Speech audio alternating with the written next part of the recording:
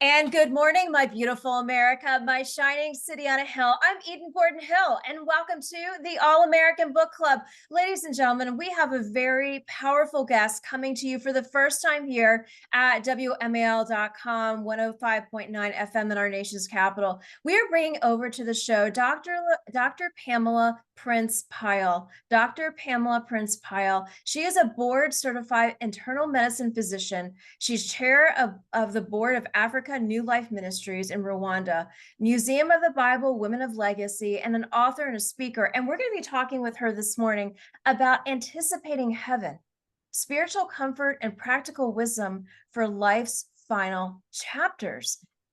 Dr. Pyle, thank you so much for being here. What a pleasure it is to have you. Thank you so much. I'm excited to be here. I love what you do. I love your tenets of God, country, family, and we do that in our house also. And so it's great to be here. Thank you. Thank you. Thank you. Well, you wrote the book Anticipating Heaven, and if you could share, as we were talking before the show started, a little bit about the inspiration of why you wrote this book. And when people see the headline, they're probably like, "Oh," but it really talks to that sandwich generation. So, what was the inspiration? So, inspiration, I had practiced 30 years of medicine, all acute care medicine in the hospitals. Mm-hmm.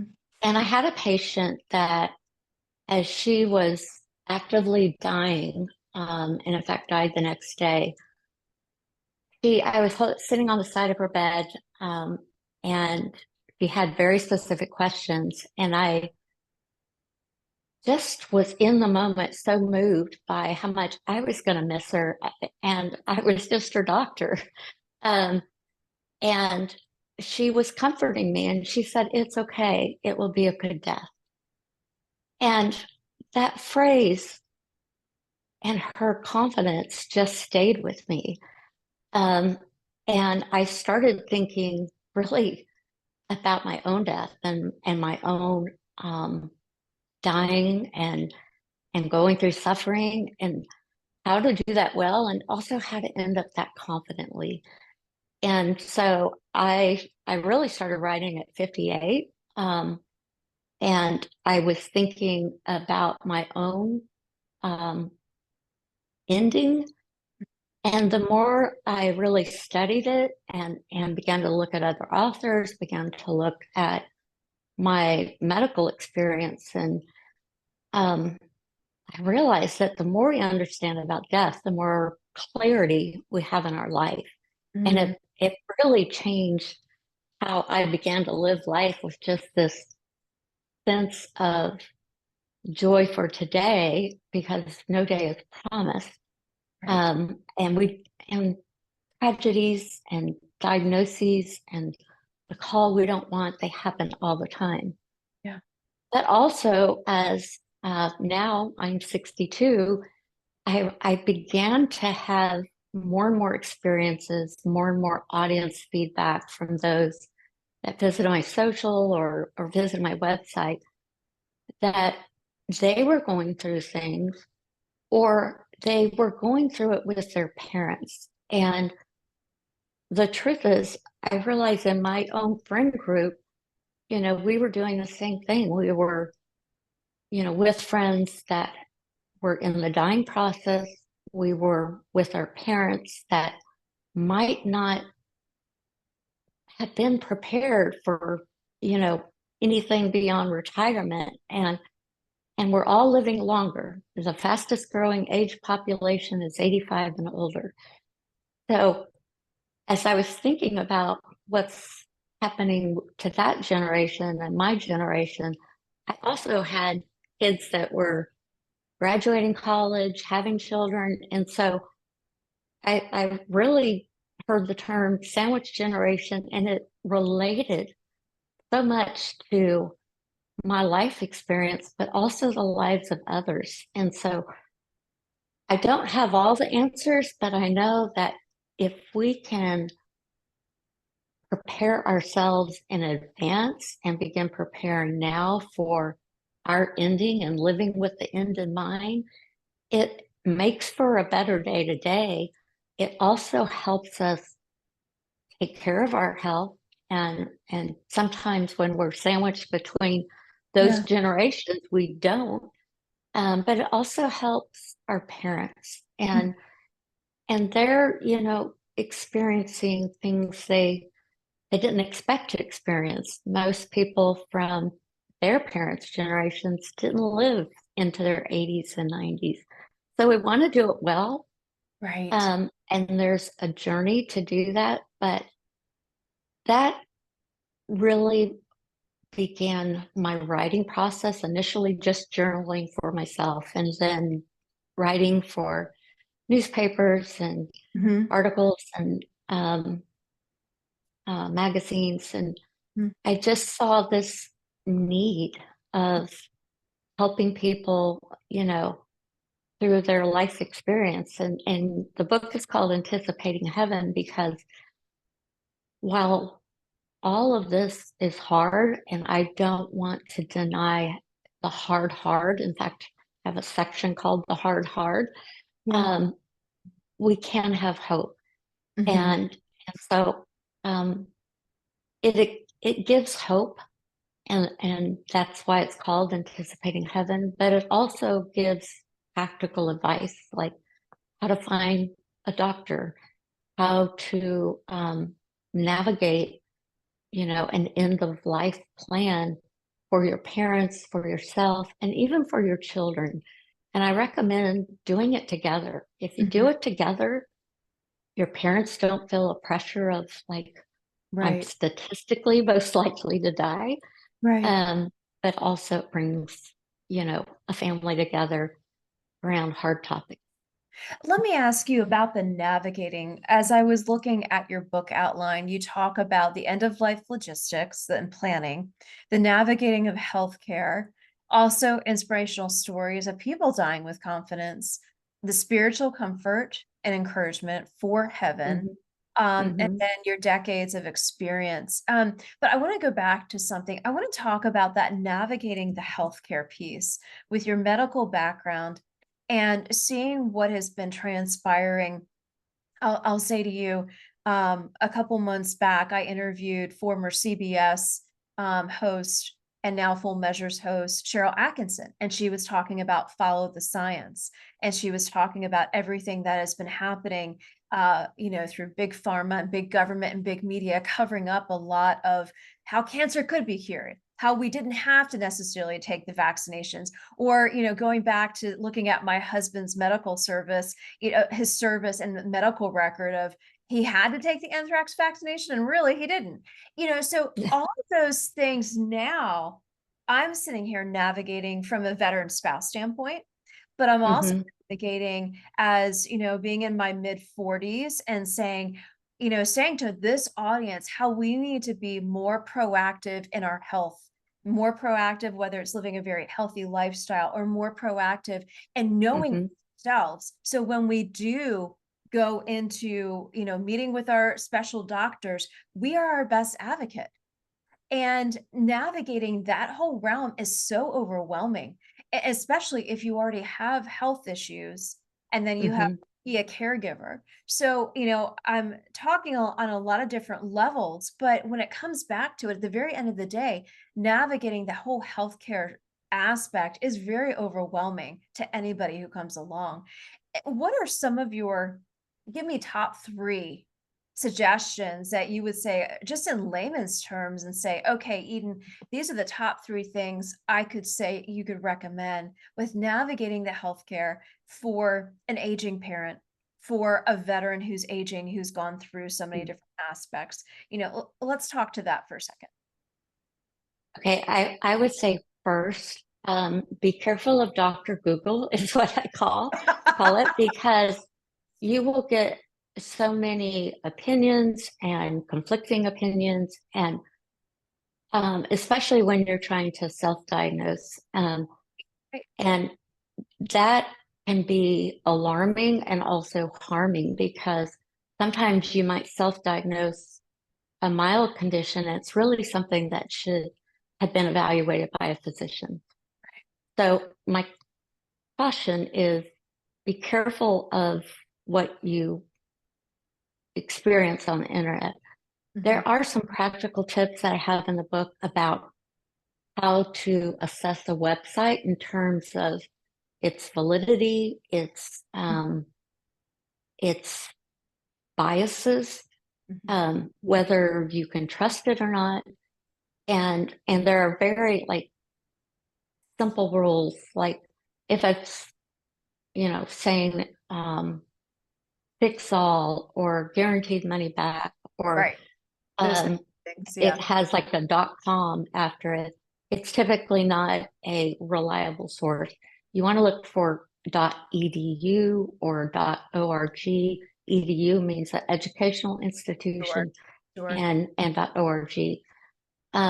So I talk about that because it's really, I've seen it happen too many times. Right. There is a good place for the internet for finding good information, and that's oftentimes after you receive a diagnosis, Hmm. because you will, no matter the best physician or healthcare system that you're visiting, they're going to have their blinders on to Sure. what else. And sometimes, especially in things like cancer or neurologic diseases, Right. you want to, get more than one opinion. And when you see like society guidelines, um, that will help. But you also, particularly if it's something very rare or a failed treatment to cancer, there's a website called clinicaltrials.gov that you can just type in your diagnosis, your symptoms, and see what's happening in the world of Yeah. research. Yeah. The second most, so be careful when you first go to that. The second most important thing is to find a clinician that you trust. Mm. And that can take some time, Yeah. honestly. Um, and and it will come from one of two ways. And I talk about this in the book as well. But the main things is, have they earned your trust by how they've cared for you over time? That's been reliable, competent, empathetic, um, willing to ask for second opinions, third opinions, if that's your desire, or if that's what's needed. So that's earned trust. You can also have um, what's called transfer trust. And so that's when someone that you know has had that experience with the clinician, and they have trusted them. And so if they can trust them and you trust them, that's a good resource. A third approach, and this is kind of almost the most valuable in some ways, is ask professionals in your area who they see as their doctor. Yeah. So it might be the dentist, it might be, a lawyer, it might be um, like my dental assistant. She Right. knows the the DL on every clinician, Yeah. every hospital. And so finding the person of trust will help you navigate what is a complex, ever-changing system, not created to be easy. Mm. Um, it's really more complex than even it has to be. Right. And then realize that if something is a declarative, let's use your example of the anthrax vaccine, Sure. you have to, or COVID, Right. um, as an example, you have to. And you don't feel comfortable, you don't have to do anything. Right. Um, you know, you you can reject what you are not comfortable with. And until you can either get comfortable with or more science comes out and um, approves, what your opinion is Right. on that decision. So that would be number two. So be careful of the web, trust your doctor, and then um, you know, God is your first Absolutely. source, and I can tell as someone who believes in God, and He oftentimes guides my decisions. He's very intimate and present, and if you're not clear, I would pray about it and have those that are around you praying about it because prayer works and God answers.